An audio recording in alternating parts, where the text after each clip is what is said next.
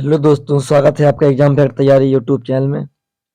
दोस्तों, आज हम पढ़ेंगे वर्ष 1991 में आर्थिक सुधार तथा उसके बाद की अर्थव्यवस्था। अगर आप भी यूपी ट्रिपल पेट या किसी भी गवर्नमेंट एग्जाम की तैयारी कर रहे हैं तो आपको यह वीडियो काफ़ी ज़्यादा हेल्पफुल होने वाली है, क्योंकि इसमें जितने भी प्रश्न हैं वो किसी न किसी एग्जाम में आए हुए प्रश्न ही हैं। जैसे यह प्रश्न UP triple PET 24 article shift second में पूछा गया था। अगर आपने अभी तक हमारे चैनल को सब्सक्राइब नहीं किया है तो हमारे चैनल को सब्सक्राइब कर लें तथा बेल आइकन भी ऑन कर लें, ताकि हमारी आने वाली वीडियो का नोटिफिकेशन आप सभी तक पहुंचता रहे। चलिए, पहला प्रश्न है हमारा, भारत में आर्थिक सुधार 1991 के दौरान प्रधानमंत्री कौन थे? राइट आंसर है option number A, PV Narasimha Rao. Extra fact जानते हैं, भारत में आर्थिक सुधार 1991 ईस्वी के समय प्रधानमंत्री पीवी नरसिम्हा राव तथा वित्त मंत्री डॉक्टर मनमोहन सिंह थे। इस आर्थिक सुधार को राव मनमोहन नीति भी कहते हैं। इस नीति के तहत अर्थव्यवस्था में उदारीकरण, निजीकरण, वैश्वीकरण एलपीजी की नीति अपनाई गई थी। अगला प्रश्न है, 1991 की नई उदार आर्थिक नीति के परिचय के साथ भारतीय अर्थव्यवस्था ने इसके अलावा निम्नलिखित सभी के माध्यम से मौजूदा आर्थिक समस्याओं को संबोधित किया। राइट आंसर है ऑप्शन नंबर ए, औद्योगिकीकरण। वर्ष 1991 ईस्वी में तत्कालिक वित्त मंत्री मनमोहन सिंह द्वारा नई उदार आर्थिक नीति आरंभ करने के पीछे निम्न उद्देश्य प्रमुख थे। भारतीय अर्थव्यवस्था को वैश्वीकरण के मैदान में उतारने के साथ साथ इसे बाजार के रुख के अनुरूप बनाना, मुद्रास्फीति की दर को बढ़ाना और विदेशी मुद्रा के पर्याप्त भंडार का निर्माण करना। आर्थिक विकास दर को बढ़ाना तथा विदेशी मुद्रा के पर्याप्त भंडार का निर्माण करना। आर्थिक स्थिरीकरण को प्राप्त करने के साथ साथ सभी प्रकार के अनावश्यक आर्थिक प्रतिबंधों को हटाना, अर्थव्यवस्था के सभी क्षेत्रों में निजी कंपनियों की भागीदारी को बढ़ाना इत्यादि। वर्ष 1991 की नई उदार आर्थिक नीति के 3 प्रमुख घटक या तत्व थे: उदारीकरण, निजीकरण, वैश्वीकरण। अगला प्रश्न है, भारत के विनिवेश आयोग का प्रथम अध्यक्ष कौन था? तो राइट आंसर है ऑप्शन नंबर ए, जीवी रामकृष्ण। भारत में प्रथम विनिवेश आयोग का गठन वर्ष 1996 में जीवी रामकृष्ण की अध्यक्षता में किया गया। अगस्त 1999 तक इस कमेटी ने 58 सार्वजनिक उद्योगों से संबंधित सिफारिशें दी। आयोग की सिफारिशों के आधार पर विनिवेश हेतु 16 मार्च 1999 को सार्वजनिक क्षेत्र के उद्यमों को 2 भागों, सामरिक और गैर सामरिक में बांटा गया। नोट: भारतीय संदर्भ में सार्वजनिक क्षेत्र के उद्यमों में सरकारी अंशधारता नियंत्रण को निजी हाथों में बेचे जाने की प्रक्रिया विनिवेश कहलाता है। भारत में विनिवेश की प्रक्रिया का आरंभ वर्ष 1991-92 में रहा है। अगला प्रश्न है, भारत की वर्तमान औद्योगिक नीति अधिक उन्मुख है। राइट आंसर है ऑप्शन नंबर बी, वैश्वीकरण की ओर। भारत की वर्तमान औद्योगिक नीति का मुख्य उद्देश्य उदारीकरण की प्रक्रिया को अधिक प्रभावी और तीव्र करना है, ताकि भारतीय उद्योगों को वैश्वीकरण की ओर उन्मुख करके विश्व अर्थव्यवस्था के साथ एकीकरण किया जा सके। अगला प्रश्न है, BIFR संबंधित है। राइट आंसर है ऑप्शन नंबर ए, रुग्ण औद्योगिक इकाइयों के पुनर्निर्माण से। रुग्ण औद्योगिक इकाइयों के पुनर्निर्माण के लिए जनवरी 1987 में एक सांविधिक संस्था औद्योगिक एवं वित्तीय पुनर्निर्माण बोर्ड BIFR की स्थापना की गई। इसका उद्देश्य औद्योगिक कंपनियों की रुग्णता का निर्धारित करना और उन्हें पुनर्जीवित करने में सहायता करना था, जो व्यवहार हो सकती है और दूसरों को बंद कर सकती है। 1 दिसंबर 2016 को सरकार ने BIFR को भंग कर दिया। अगला प्रश्न है, भारत में नई औद्योगिक नीति की घोषणा का वर्ष था। राइट आंसर है ऑप्शन नंबर बी, 1991। भारत में नई औद्योगिक नीति की घोषणा 24 जुलाई 1991 में प्रधानमंत्री PV नरसिंह राव के द्वारा की गई। नई औद्योगिक नीति के अंतर्गत निम्नलिखित कदम उठाए गए। औद्योगिक लाइसेंस को सीमित किया गया। अगला, एकाधिकार तथा प्रतिबंधात्मक व्यापार व्यवहार MRTP। अगला, सार्वजनिक क्षेत्र विदेशी निवेश और विदेशी प्रौद्योगिकी के संबंध में नीतिगत निर्णयों की घोषणा की गई। अब जो अगला टॉपिक के प्रश्न पढ़ेंगे वो वर्ष 2014 के पश्चात के आर्थिक सुधार से प्रश्न पढ़ेंगे। कृषि सुधार, ढांचागत सुधार, श्रम सुधार, आर्थिक सुधार। चलिए इसमें पहला प्रश्न है हमारा, 2022 तक किसान की आय दोगुनी करने के लिए निम्नलिखित में से किस समिति का गठन किया गया है? राइट आंसर है ऑप्शन नंबर डी, अशोक दलबई समिति। यह प्रश्न हो सकता है आपको आगामी किसी ना किसी एग्जाम में देखने को मिले। एक्स्ट्रा फैक्ट जानते हैं। वर्ष 2022 तक किसान की आय दोगुना करने हेतु अशोक दलबई के नेतृत्व में एक समिति का गठन किया। इस समिति का गठन केंद्रीय कृषि एवं किसान कल्याण मंत्रालय द्वारा किया गया। समिति ने अपनी रिपोर्ट में किसानों की आय दोगुना करने हेतु 7 प्रमुख स्रोतों पर ध्यान उत्कृष्ट करने की बात कही है, जो निम्न है। पहला है फसल उत्पादकता में सुधार, दूसरा पशुपालन उत्पादकता में सुधार, तीसरा संसाधन उपयोग दक्षता, चौथा फसल गहनता में वृद्धि, पांचवी उच्च मूल्य वाली फसलों की ओर विविधीकरण, छठवां किसानों को मिलने वाले वास्तविक मूल्यों में सुधार और सातवां है खेत से गैर कृषि व्यवसायों में बदलाव। अगला प्रश्न है, इनमें से किस आयोग ने किसानों के लिए न्यूनतम समर्थन मूल्य अनुशंसित करना अनिवार्य बनाया है? राइट आंसर है ऑप्शन नंबर बी, कृषि लागत एवं कीमत आयोग। एक्स्ट्रा फैक्ट जानते हैं, कृषि मूल्य आयोग की स्थापना 1965 में की गई थी। इसके प्रथम अध्यक्ष एम.एल. दंतेवाला थे। 1985 में इसका नाम बदलकर कृषि मूल्य एवं लागत आयोग CACP कर दिया गया। वर्तमान में इसके अध्यक्ष विजयपाल शर्मा हैं। CACP हर वर्ष फसलों की बुआई से पूर्व उनके न्यूनतम समर्थन मूल्य MSP जारी करता है। MSP 23 फसलों 22 फसलें प्लस गन्ना का जारी करता है। अगला प्रश्न है, कृषि विपणन की व्यवस्था में सुधार के लिए भारत सरकार द्वारा अपनाए गए 3 नीतिगत उपाय कौन से हैं? राइट आंसर है ऑप्शन नंबर डी, ये सभी। पहला उपाय न्यूनतम समर्थन मूल्य MSP, बफर स्टॉक का रखरखाव, सार्वजनिक वितरण प्रणाली PDS। कृषि विपणन प्रणाली में सुधार के लिए भारत सरकार द्वारा निम्नलिखित 3 नीतिगत उपाय अपनाए गए। न्यूनतम समर्थन मूल्य MSP, बफर स्टॉक का रखरखाव और सार्वजनिक वितरण प्रणाली PDS। अगला प्रश्न है, NFWP का तात्पर्य है? राइट आंसर है option number D, national food for work programme. NFWP national food for work programme राष्ट्रीय कार्य के बदले भोजन कार्यक्रम, जिसे योजना आयोग ने ग्रामीण विकास मंत्रालय और राज्यों के समन्वय से 14 नवंबर 2004 को देश के 150 सबसे पिछड़े जिलों में शुरू किया गया था। इस योजना का उद्देश्य भारतीय गरीबों को रोजगार देना है, जो अकुशल काम कर सकते हैं और इस प्रकार खाद्य सुरक्षा भी बनाए रख सकते हैं। अगला प्रश्न है, फेमा FEMA, फेमा का पूर्ण रूप क्या है? राइट आंसर है option number B, foreign exchange management act. FERA act FERA foreign exchange regulation act 1973 को वर्ष 2000 में FEMA act foreign exchange management act में बदलकर नए स्वरूप में प्रस्तुत किया गया। यह अधिनियम पूरे देश और भारत के बाहर संचालित होने वाले निकाय कॉरपोरेट की उन सभी शाखाओं और एजेंसियों पर लागू होता है जिनके नियंत्रक मालिक एक भारतीय निवासी हैं। अगला प्रश्न है, अधिक अन्न उपजाऊ अभियान किस वर्ष में प्रारंभ किया गया? राइट आंसर है ऑप्शन नंबर बी, 1948। अधिक अन्न उपजाऊ अभियान 1948 में प्रारंभ किया गया।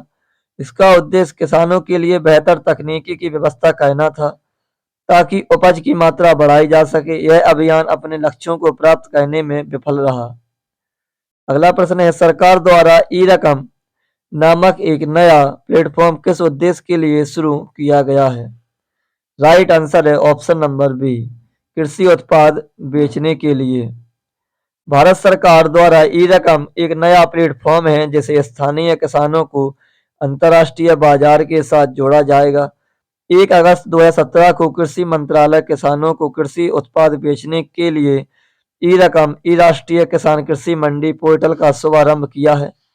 इस पोर्टल के माध्यम से छोटे गांव के किसानों को इंटरनेट सुविधा के द्वारा दुनिया के सबसे बड़े बाजार तक पहुंचाया जा सकता है। अगला प्रश्न है, भारत के सकल घरेलू उत्पाद 2019 में कृषि और संबद्ध क्षेत्र द्वारा कुल कितने प्रतिशत भाग का योगदान प्राप्त हुआ है? राइट आंसर है ऑप्शन नंबर सी, 15.87%। भारत के सकल घरेलू उत्पाद 2019 में कृषि और संबद्ध क्षेत्र द्वारा 15.87% भाग का योगदान प्राप्त हुआ है। एक निश्चित अवधि में किसी देश में उत्पादित आधिकारिक तौर पर मान्यता प्राप्त अंतिम माल और सेवाओं का बाजार मूल्य ही सकल घरेलू उत्पाद है। यह एक आर्थिक संकेतन भी है जो देश के कुल उत्पादन को मापता है। प्रति व्यक्ति और उद्योगों द्वारा किया गया उत्पादन भी शामिल किया जाता है। प्रति व्यक्ति सकल घरेलू उत्पाद जीडीपी सामान्यतः किसी देश के जीवन स्तर और अर्थव्यवस्था की समृद्धि सूचक माना जाता है। वर्तमान 2020-21 में यह कृषि और संबद्ध क्षेत्र का सकल घरेलू उत्पाद में हिस्सा 19.9% है।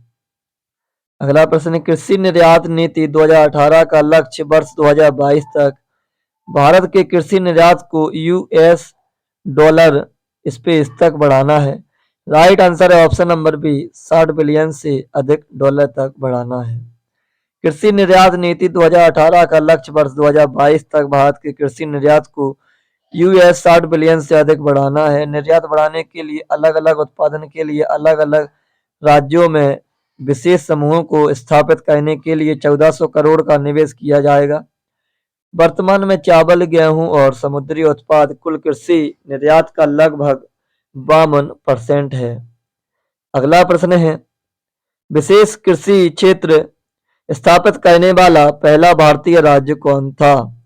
राइट आंसर है ऑप्शन नंबर सी, उत्तराखंड।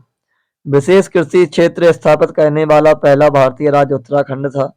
विशेष कृषि क्षेत्र में कृषि गतिविधियों के लिए प्राथमिकता सिंचाई सुविधाओं और निर्यात को बढ़ावा देने के लिए सरकार द्वारा स्थापित किए जाने वाले आर्थिक क्षेत्रों को स्पेशल इकोनॉमिक जोन SEZ कहा जाता है। भारत सरकार ने स्पेशल इकोनॉमिक जोन की शुरुआत वर्ष 2005 में की। अगला प्रश्न है, इसमें से कौन सा भारत में कृषि विपणन के मुख्य दोषों में से एक नहीं है? राइट आंसर है ऑप्शन नंबर सी, अनुकूल मंडी।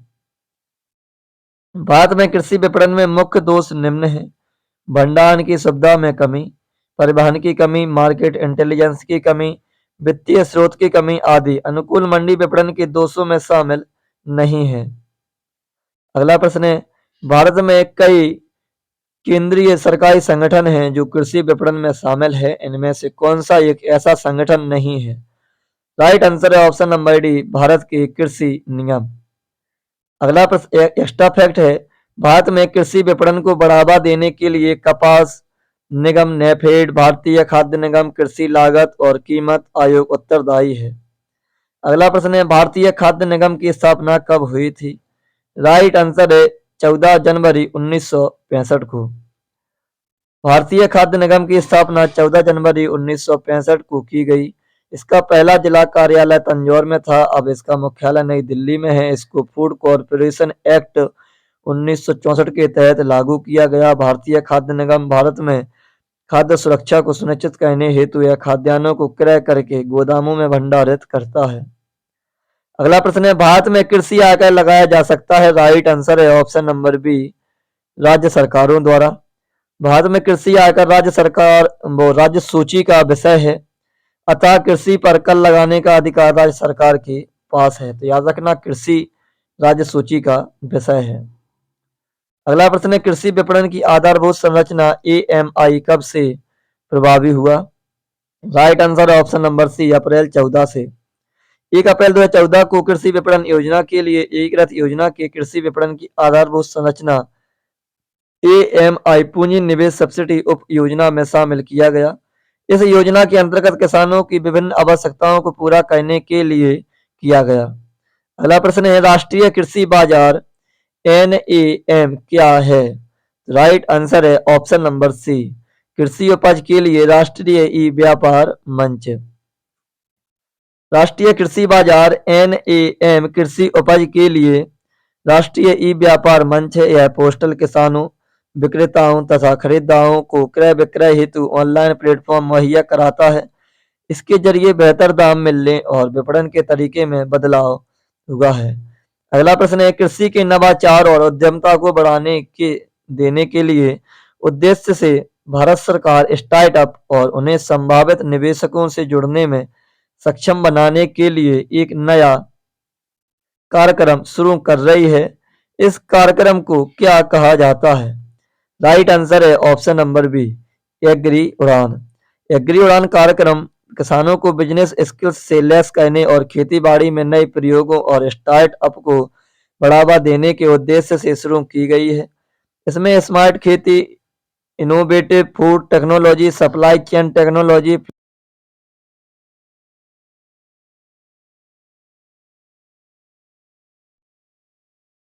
अगला प्रश्न है, शहरों के बाहर आर्थिक सुअवसर बनाने के लिए स्पेस मॉडल शहरी आधारभूत संरचना और सेवाएं ग्रामीण केंद्रों में स्थापित करने का प्रस्ताव रखता है। राइट आंसर है ऑप्शन नंबर डी, पुरा, PURA। एक्स्ट्रा फैक्ट जानते हैं, शहरों के बाहर आर्थिक सुअवसर बनाने के लिए पुरा, provision of urban amenities of rural areas, model शहरी आधारभूत संरचना और सेवाएं ग्रामीण केंद्रों में स्थापित करने का प्रस्ताव रखता है। इस अवधारणा को भारत के पूर्व राष्ट्रपति APJ अब्दुल कलाम ने वर्ष 2003 में प्रस्तुत किया गया था। सर्वप्रथम इसे केरल के 2 जिलों में एवं 2004 से 7 में 3 वर्षों हेतु पायलट प्रोजेक्ट के तौर पर लागू किया गया था। अगला प्रश्न है, कायाकल्प और शहरी परिवर्तन के लिए अटल मिशन अमरूत किस मंत्रालय के अधीन है? राइट आंसर है ऑप्शन नंबर ए, आवास और शहरी मामले। एक्स्ट्रा फैक्ट जानते हैं, कायाकल्प और शहरी परिवर्तन के लिए अटल मिशन अमरूत और आवास और शहरी मामले के अंतर्गत आते हैं। इस योजना को जून 2015 में प्रधानमंत्री नरेंद्र मोदी द्वारा शुरू किया गया था। रोजगार के अवसरों की कमी की सबसे सही व्याख्या है ऑप्शन नंबर बी, श्रमिक जितना काम करने में सक्षम है उससे कम काम कर रहे हैं।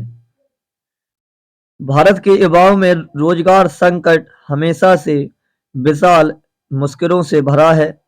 भारत में हर महीने लाखों लोग बेरोजगार कर्मचारियों की संख्या में शामिल हो रहे हैं।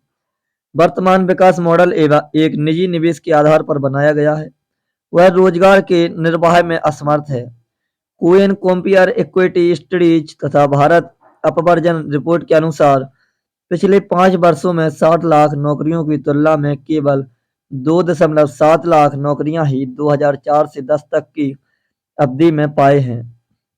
बेरोजगार युवाओं की बढ़ती भीड़ कृषि में कोई भविष्य नहीं ढूंढ पा रहे हैं तथा भारत में बहुत कम ही ग्रामीण परिवार उपलब्ध हैं जो गैर कृषि कार्यों में संलग्न हैं। जो सामाजिक जातीय आर्थिक जनगणना के अनुसार अधिकांश ग्रामीण परिवार 55% के पास कृषि के लिए कोई भूमि नहीं है। उन्हें विशेष तौर पर शारीरिक श्रम पर निर्भर रहना पड़ता है। इसमें से अधिकांश प्रवासियों के रूप में अपने घर से दूर जाकर कठिन परिश्रम करते हैं, फिर भी उनके काम के अनुसार उन्हें लाभ नहीं प्राप्त होता है। प्रधानमंत्री महिला सशक्तिकरण योजना के अंतर्गत महिला शक्ति केंद्र को निम्नलिखित में से किस अवधि के दौरान कार्यान्वयन के लिए अनुमोदित किया गया है? Right answer option number C, 17 से 2018 तक। प्रधानमंत्री महिला सशक्तिकरण योजना के अंतर्गत महिला शक्ति केंद्र को 2017 से 18 के दौरान क्रियान्वयन करने के लिए अनुमोदित किया था। यह योजना महिला एवं बाल विकास मंत्रालय भारत सरकार द्वारा संचालित की जा रही है। अगला प्रश्न है, प्रधानमंत्री किसान योजना के अनुसार 31 मई 2019 को संशोधित नई केंद्र सरकार की पहली कैबिनेट बैठक में यह प्रदान करने का निर्णय लिया गया है। राइट आंसर है ऑप्शन नंबर डी, सभी किसानों को प्रति वर्ष 6,000 रुपया। प्रधानमंत्री किसान योजना के अंतर्गत 2019 में संशोधित नई केंद्र सरकार की पहली कैबिनेट की बैठक में यह फैसला लिया गया कि सभी किसानों को 6,000 रुपये 3 बराबर किस्तों में प्रदान करने का फैसला लिया गया। एक अन्य फैसले में प्रधानमंत्री किसान पेंशन योजना को भी मंजूरी दे दी गई, जिसके तहत छोटे और सीमांत किसानों को 60 वर्ष की आयु प्राप्त करने पर प्रति माह 3,000 रुपये न्यूनतम पेंशन मिलेगी। अगला प्रश्न है, अब जो प्रश्न है वो हमारे प्रश्न है जीएसटी से, बहुत इंपॉर्टेंट प्रश्न है। वस्तु एवं सेवा कर भारत में 1 जुलाई इस पे इसको पेश किया गया था, तो right answer option number C 2017 में आया था 1 जुलाई। एक्स्ट्रा पैड जानते हैं, वस्तु एवं सेवा कर अथवा GST goods and service tax एक अप्रत्यक्ष कर है। इसे भारत में 101वें संविधान संशोधन अधिनियम के तहत 1 जुलाई 2017 को लागू किया गया था। कर प्रणाली की दृष्टि से वस्तु एवं सेवा कर को 3 हिस्सों केंद्रीय जीएसटी, राज्य जीएसटी तथा आईजीएसटी में बांटा गया। सीजीएसटी, एसजीएसटी, आईजीएसटी में बांटा गया। अगला प्रश्न है, वस्तु एवं सेवा कर जीएसटी को कितने घटकों में विभाजित किया गया है? तो राइट आंसर है ऑप्शन नंबर सी, जीएसटी एक अप्रत्यक्ष कर व्यवस्था है जिसे भारत में 1 जुलाई 2017 से लागू किया गया था। जीएसटी को निम्नलिखित 3 घटकों में विभाजित किया गया है। सीजीएसटी, इसके तहत केंद्र सरकार द्वारा राजस्व एकत्र किया जाता है। इसके बाद एसजीएसटी, इसके तहत राज्य में बिक्री के लिए राज्य सरकारों द्वारा राजस्व एकत्र किया जाता है। और आईजीएसटी, इसके तहत अंतर्राज्यीय बिक्री के लिए केंद्र सरकार द्वारा राजस्व एकत्र किया जाता है। अगला प्रश्न है, वर्तमान में वस्तु एवं सेवा कर goods and services tax GST नामक एक नई कर व्यवस्था के लिए उच्चतम प्रतिशत स्लैब कितना है? राइट आंसर है ऑप्शन नंबर सी, 28%। भारत में GST goods and service tax 1 जुलाई 2017 को लागू किया गया था। जीएसटी के लिए 122वां संविधान संशोधन बिल 2014 में संसद में पारित किया गया था तथा 101वां संविधान संशोधन अधिनियम के तहत भारत में लागू किया गया। यह अप्रत्यक्ष कर है। इसको लागू करने का सुझाव विजय केलकर समिति द्वारा दिया गया। इसका मुख्यालय नई दिल्ली में है तथा इसके ब्रांड एम्बेसडर अमिताभ बच्चन जी हैं। यह भारतीय संविधान के अनुच्छेद 279A में है। इसका अध्यक्ष वित्त मंत्री होता है।